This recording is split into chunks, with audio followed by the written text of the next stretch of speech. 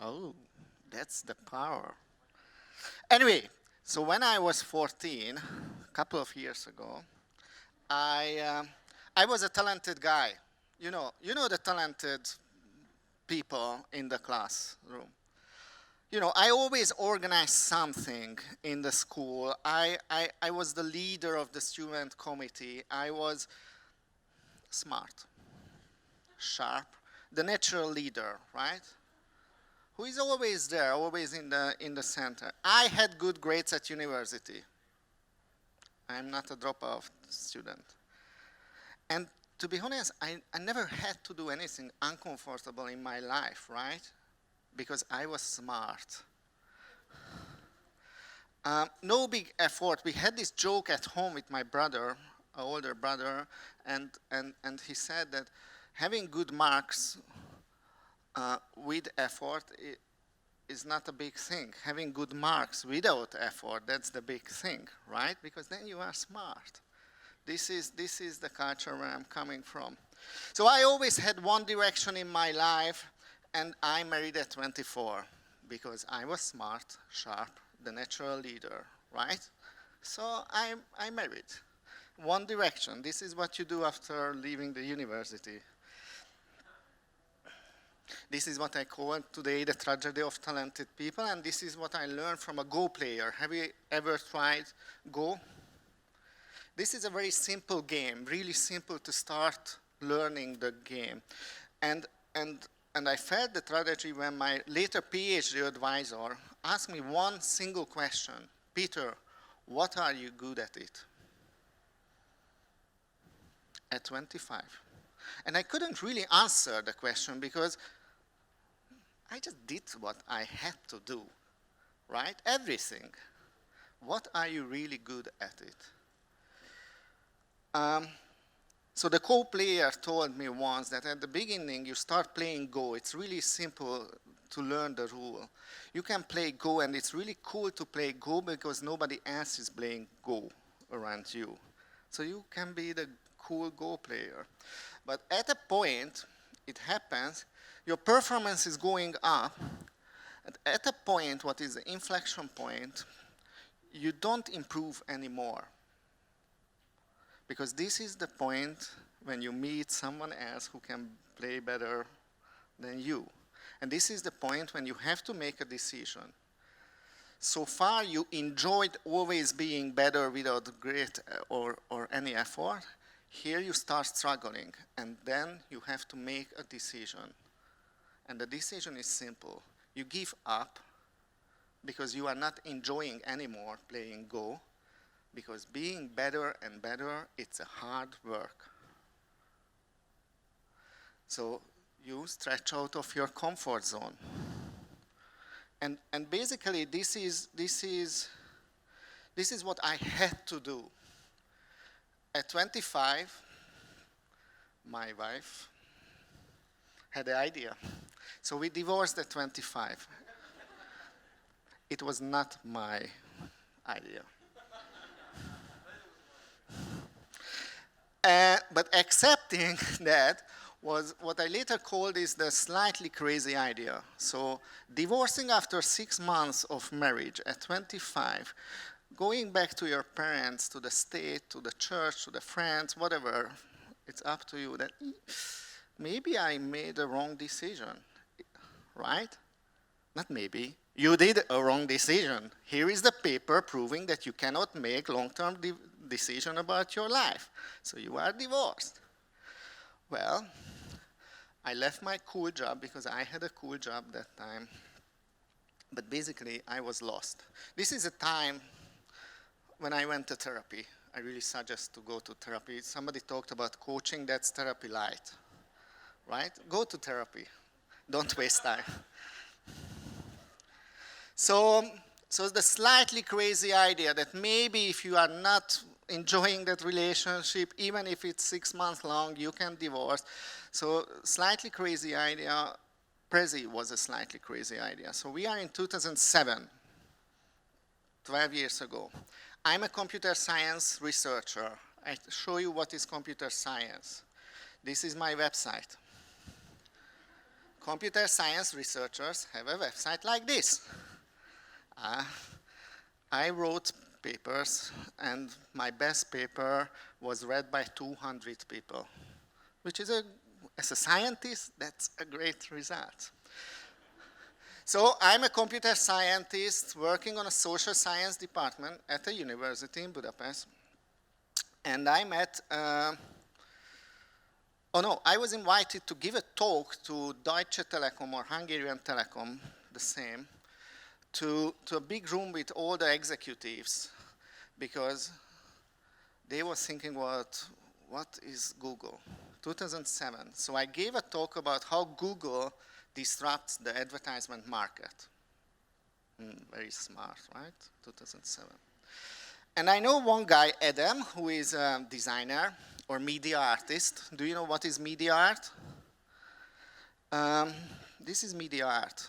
It's not a useful thing from a computer scientist perspective, right? This is, for example, a Wi-Fi camera recording the visual or making visual transformation of the Wi-Fi signals in this room, built from cans. This is media art. So Adam is an architect by education, never built anything useful in his life. But as a media artist, he had this idea that instead of using slides, because media artists don't use PowerPoint, he drew his projects on a canvas and said, okay, let's zoom here, see this project, and let's zoom there. So I asked Adam, like, hey, what is the tool you are using? Because I want to give this talk to Deutsche Telekom. I want to nail it. He said, look, there is no such tool. I'm coding my presentations. So I did it.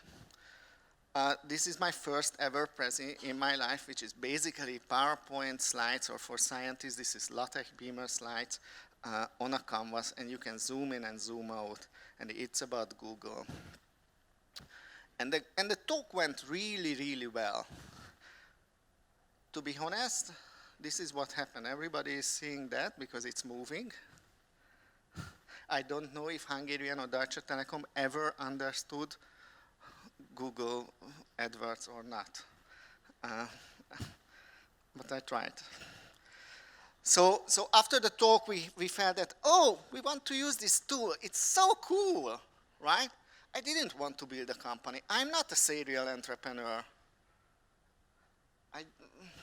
Who cares? Let's build something. So, and we realized that building something or changing how people share ideas today is best, or it can happen as a business. So I left my scientist career, and we met this guy, Peter Arvai, who is our co-founder, the third co-founder, who is a Hungarian born and raised in Sweden, and he was the only one that time I knew who ever worked for startups something. So I called Peter, hey, here we have something, what shall we do? After a month, he moved to Hungary and we started Prezi, because we had really good conversation that, oh, maybe we should build a company. So this was the idea in 2008. You remember there was a financial crisis. So I went home to my mom and said, hey mom, I'm leaving my university assistant professor job with this accent from Budapest. We are going to build a startup. And we are going after Microsoft, Google, and Apple because we want to change how people share ideas. Do you know what my mom told me? Stupid. Not slightly stupid, or slightly stupid idea. And yes, it was a bit stupid idea, right? The chances are really, really low. And here is something what I learned since then. This was in 2009. This is parachuting. Who ever tried this? So we had this, if we have sand, no, we don't have sand. At this moment, they opened the door. Here. And you have to make a decision.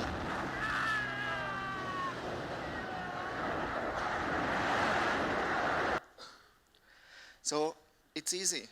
You have to make a decision. You must move your body, right? And 2 million years of evolution saying, no. No. You are here because your grandfather didn't do this. And grandfather didn't do this. That's what evolution is saying. So no. So, and you do it. So what is my point? Making this big decision that stepping out of their comfort zone, it's hard. This is what I learned. I feel the pain. But maybe that's the signal that I'm doing something interesting, right? When I can see the sense in the eyes of people in the room that, oh, maybe we cannot do that, that's the time. Then we might have something. Okay, I'm a scientist, ex-scientist, so let's see the science. Have you ever heard about growth mindset? Carol Dweck from Stanford. You must know about this. So we do a social science experiment or psychology experiment. It's like A/B testing for scientists. And we ask you to solve a puzzle, and you can solve the puzzle, a small puzzle. And for this group, we are saying when you solve the puzzle, so you feel good, then you must be smart at this, okay? And for this group, we are saying you must have tried really hard. I don't know how is Estonian language, but I guess very similar to Hungarian in that sense that you have tried really hard has a very negative connotation, right? Okay, you have tried. Oh, you must be smart at this, right? Talented, cute. We like these words. Okay, what happens? We develop something what is called a fixed mindset, and we develop something what is called growth mindset, and then we ask you to solve another problem and make a decision. Do you want to have an easy or hard problem? And this group will take the easy problem, and this group will take the hard problem. Why? Because I said that, oh, you must be smart, so you build the identity of being smart and talented, so there is a higher risk to fail if you have a harder problem. Here, you are not smart, you are not talented, you tried really hard. So it's not as big risk to have a harder problem, right? Nobody likes risks. Nobody. That's bullshit that we like risks. Nobody likes risk. But in this group, we don't sense any risk. In this group, we sense losing our identity, who we are. Harder challenge, poorer performance. You are better learner.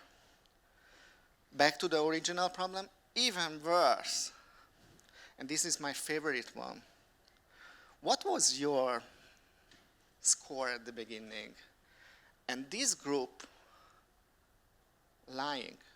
Because telling that I was wrong when I was at the same time told that I'm smart is just kind of hard. For them, it's okay. I was wrong, right? So this is the growth mindset. You must accept that you don't know, and it's okay. You must accept that you are not so fucking talented. Everybody wants to hire the best people, and Estonia has the best talents. No. Data proves? No. Hungary has. No, that's not the point. The point is how much you are willing to work and effort, right? So with this mindset, the story of Prezi is easy. I tell the story of Prezi. Oh, we don't need this. Sorry. Blah, blah, blah, blah, blah, blah, blah. Good? So the story of Prezi. So 3 people comes together in a room. The useless computer scientist, the useless designer, and the entrepreneur who doesn't really like presentations that time. Good. And then we say, let's do a company. Let's build a business. A global business with this accent from Budapest. You know Budapest, how open we are. And then we raised some money. We raised first $1.5 million, then we raised $40 million, and then the last one was $57 million. It's a pretty big number in Budapest. I don't know Estonia. And then we had our friends using Prezi, and the friends of friends, and then friends of friends of friends of friends, and then we had 7, and then 20, and then blah, blah, blah, blah, blah, blah, blah, blah, blah, and then we have more than 100, this is all data, and we have more than 4 billion views, and we have the largest database on the earth, or in the universe, in the cloud, right? Why? Because we knew only one thing: we don't know. At the beginning, we didn't know how to build a company, so I Googled Wikipedia, tag along, drag along, things like that. It was 2 minutes before the investor meeting. I don't think it's really important, but we did. And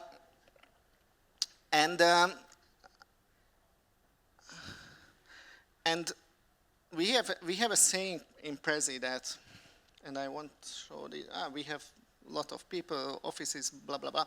But we have a saying in Prezi, and the saying says that what we knew before, what we know today, and how we worked in the past was enough to get there where we are today. But for tomorrow, we have to learn. But the problem with learning is the grief, accepting that we don't know. We are not the best for that position where we are, because somebody else is knows more, right? So we have to learn. But having this mindset that we have to learn, you have to accept that you don't know. Better, never the best. This is another mantra we are saying. You can be always better. You can do it always better way. If you are the best somewhere, or you have the best solution, or the best whatever programming language, or the best capital for startups, it means 2 things. One, you compare your performance to others. You are best because they are the second is not as good. Second, you stop developing. So I don't care who is better. I care about how you are improving. So better, never the best. That's the Prezi mindset. Thank you.